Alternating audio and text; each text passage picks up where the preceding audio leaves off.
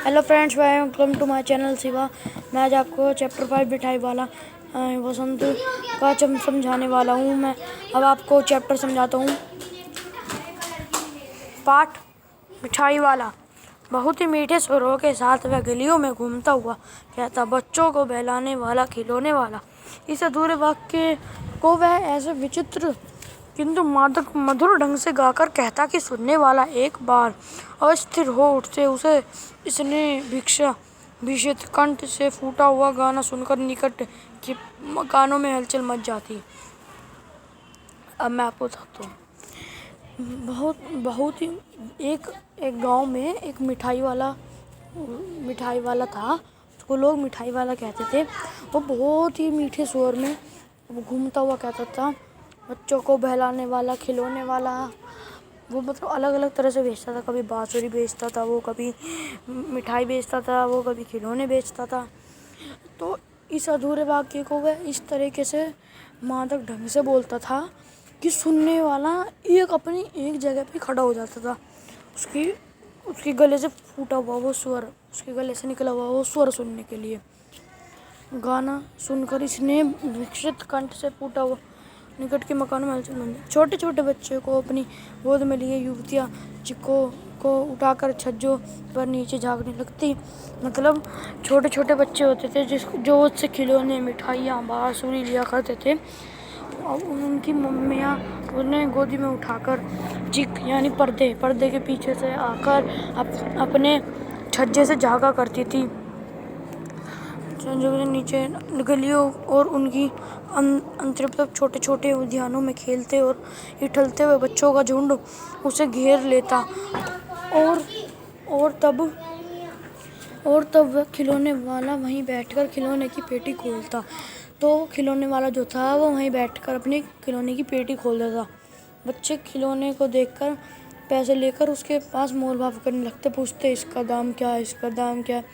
खिलौने वाला बच्चों को देखकर उनकी नन्ही नंगली उंगलियों से पैसे ले लेता था। उनकी इच्छा के अनुसार उन्हें खिलौने दे देता था। बच्चे उछलने लगते, खेलने लगते। तो खिलौने वाला उसी प्रकार गाकर कहता, बच्चों को बहलाने वाला, खिलौने वाला। सागर की लिहोरी की भांति उसका यह मादक गान गली भर में मकानों में इस ओर से इस ओर तक लहराता हुआ पहुंचता और खिलौने वाला आगे बढ़ जाता। वो फिर आगे बढ़ जाता था।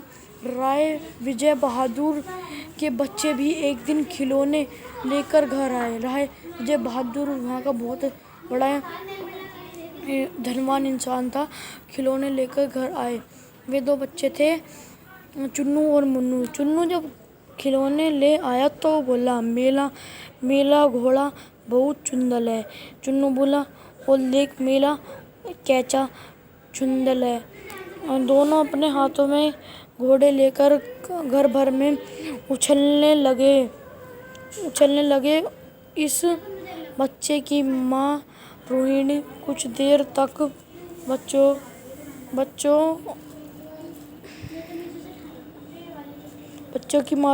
देर तक खड़े उनका खेल निहारती रही। अंत में दोनों बच्चों को बुलाकर उसने पूछा, अरे ओ चुन्नू मुन्नू, ये खिलौने तुमने कितने में लाए हैं? चुन्नू बोला, 2 पैसे में खिलौने दे गया है। रोहिणी सोचने लगी कि इतने सस्ते कैसे दे गया यह तो वही जाने, लेकिन 2 दे तो गया ही है, इतना तो निश्चय है। फिर वो बोली कि दे गया तो दे गया, निश्चित दे गया तो ये तो पक्की बात है, दे ही गया। एक जरा सी बात ठहरी, रोहिणी काम में लग गई। फिर कभी उसे इस पर विचार करने की आवश्यकता भी भला क्यों पड़ती। फिर उसको क्या जरूरत थी किसी इस चीज़ पे विचार करने की, खिलौने पे। 6 महीने बाद नगर में 2-4 दिन से एक मुरली के आने की समाचार फैल गई। लोग कहने लगे, भाई वह मुरली बजाने में वह एक ही उत्साह है। मुरली बजाकर, गाना सुनाकर वह मुरली बेचता है, सो भी 2-2 पैसे में भला। भला इसमें उसका क्या मिलता होगा, मेहनत भी तो न आती होगी। मतलब कि वो कुछ दिन बाद 6 महीने बाद एक खबर फैल गई कि कोई मुरली वाला आ रहा है भाई, मुरली बेचता है वो तो, और बहुत अच्छी बेचता है, बजा के बेचता है वो मुरलियाँ। एक व्यक्ति ने पूछ लिया कैसे है वह मुरली वाला, मैंने तो उसे नहीं देखा। उत्तर मिला, उम्र तो उसकी अभी अधिक नहीं होगी, वह 30-32 का होगा, दुबला पतला गोरा युवक है, बिकिनेरी रंगीन साफा बांधता है। वही तो नहीं जो पहले खिलौने बेच करता था। कहाँ, वह पहले खिलौने भी बेचा करता था। हाँ, जो आकार प्रकार तुम्हें बताया उसी प्रकार का वह भी था। तो वो ऐसी बात करने लगे कि ऐसा था वो वैसा था, तो वही होगा वो कहने लगे। पर भाई है वह एक उत्साह, प्रतिदिन उसी प्रकार इस मुरली वाले की चर्चा होती। प्रतिदिन नगर में प्रत्येक गली में उसका मादक मुर्दल स्वर सुनाई पड़ता, बच्चों को बहलाने वाला मुरली वाला। रोहिणी ने भी मुरली वाले का यह स्वर सुना, तुरंत ही उसे खिलौने वाले का स्मरण हो आया।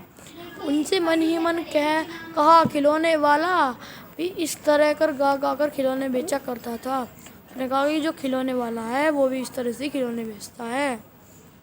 रोहिणी उठकर अपने पति विजय बाबू के पास गई, जरा उस मुरली वाले को बुलाओ तो चुन्नू मुन्नू के लिए ले लूं, क्या पता या फिर इधर आए ना आए, वे भी जान पड़ता है कि पार्क में खेलने निकल गए। तो फिर रोहिणी उसने अपने पति से विजय बाबू से बोला कि उसको बुला लाओ, चुन्नू मुन्नू के लिए ले लूँगी, फिर क्या पता वो आए ना आए। पर वो चुन्नू मुन्नू भी खेलने निकल गए थे पार्क में। विजय बाबू एक समाचार पत्र पढ़ रहे थे कि तरह उसे लिए हुए वे दरवाजे पर आकर मुरली वाले से बोला, क्यों भाई, किस तरह देते हो मुरली? किसी की टोपी गली में गिर पड़ी, किसी का जूता पार्क में ही छूट गया और किसी की सोथनी पजामा भी ढीला होकर लटक आई है। इस तरह दौड़ते हंसते हुए बच्चों का झुंड आ पहुंचा। एक स्वर में सब बोले, भी लेंदे मुरली और भी लेंदे मुरली। मुरली वाला हर्ष गद हो उठा, बोला, सबको देंगे भाया, लेकिन जरा रुको, ठहरो, एक को देने दो, अभी इतना जल्दी हम नहीं लौट थोड़े ही जाएंगे, बेचने तो आए हैं, और हैं भी इस समय मेरे पास 1-2 नहीं, पूरा सतवान है। हाँ बाबूजी, क्या पूछा था आपसे, कितने में दी? तो वैसे 3 पैसे के हिसाब से हर आपको 2-2 पैसे में दे दूंगा। विजय बाबू भीतर और दोनों रूपों में मुस्कुरा दिए, मन ही मन कहने लगे, कैसा है, देते तो सबको इसी भाव से है, पर मुझ पर उल्टा एहसान लाद रहा है। फिर बोले, तुम लोग की झूठी बोल की आदत होती है, देते होंगे सभी को 2-2 पैसे में, पर एहसान का बोझ मेरे ऊपर लाद रहे हो। मुरली वाला एकदम अर्पित हो उठा, बोला, आपको क्या पता बाबूजी कि इनकी असली लागत क्या है?